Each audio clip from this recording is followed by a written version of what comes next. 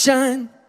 Hi! Welcome to our OIA YouTube channel. Today we are going to answer a really important question. How do I extend my student visa? Alright, let's figure it out together. How do I extend my student visa in Korea? Great question. You have two ways to extend your student visa. First, you can make a reservation on Hi Korea website and go to the immigration office. And the second option? Or if you have a Hi Korea account, you can apply online, which means you don't need to visit the immigration office at all. Super convenient, right? Alright, so let's take a look together. What kind of documents do you need to prepare for the student visa application? You'll need the following documents, including passport copy, residence card, and you'll need a copy of back and front back part of your ARC, and visa extension application form. Please note that if you're applying online through the Hi Korea website, you don't need this one. And fourth one is certificate of enrollment, and fifth one is proof of bank account and necessary funds. This includes certificate of tuition payment and proof of living expenses. Alright, and for living expenses, how much do you roughly need? For living expenses, you need to show at least 1,148,666 Korean won per month. So make sure your documents clearly show that amount depending on how many months you're applying for. Is the certificate of bank balance necessary for everyone? It's only applicable for students with a grade of less than transcript of 2.0 out of 4.5. What else do we need to prepare?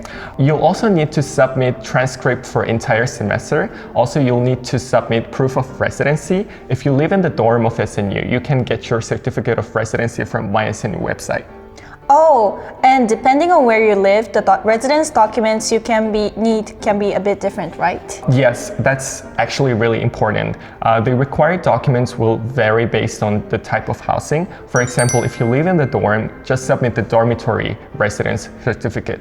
If the rental contract is under someone else's name, you'll need a confirmation of residence, the rental contract, and the copy of the residence provider's ID. If the contract is under your name, you can submit the rental contract, and in some cases a business license too.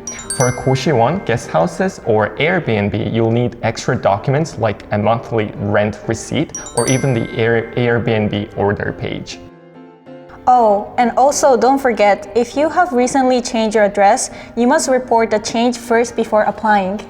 Exactly, and make sure to submit all your documents within 1 month after they are issued. So, is there anything specific that graduate students need to submit? Yes. If you're a graduate student, you'll need to submit your student's thesis schedule with faculty confirmation. Oh, I see.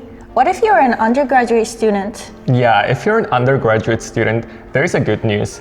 You don't need to submit a thesis. And how do graduate students get the faculty confirmation? First, fill out the thesis schedule form, get your advisor's signature, and then email it to i-office@snu.ac.kr. The OIA manager will review it and give the signature. Got it.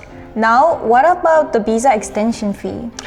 Usually there's a service charge fee when applying, but if you're a KGSB student, the immigration office will waive the fee, so you won't need to pay for it. If you need your transcript of certificate of enrollment, you can easily get them online through the My SNU website. Just log in, then go to Courses and Studies, click on My Courses and select Get Certificates. From there, choose Issue Digital Certificates. You'll be able to pick the type of certificate, the number of copies, and even select whether you want it in Korean or English. These digital certificates are usually accepted for most official purposes, but if you either need a printed and stamped copy, you can visit the administrative office on the campus as well. So, do you need to make a reservation to extend your visa? Good question. If you're planning to visit the immigration office in person, then yes. You need to make a reservation on the Hi Korea website. How early can you make a reservation? You can make it up to 4 months in advance of your visa's expiration date. So it's a good idea to book early. What if your visa is about to expire and you couldn't get the reservation in time? No worries. You can still apply online, and honestly, that's the easiest option. But let's say someone still wants to go to the immigration office on the last day.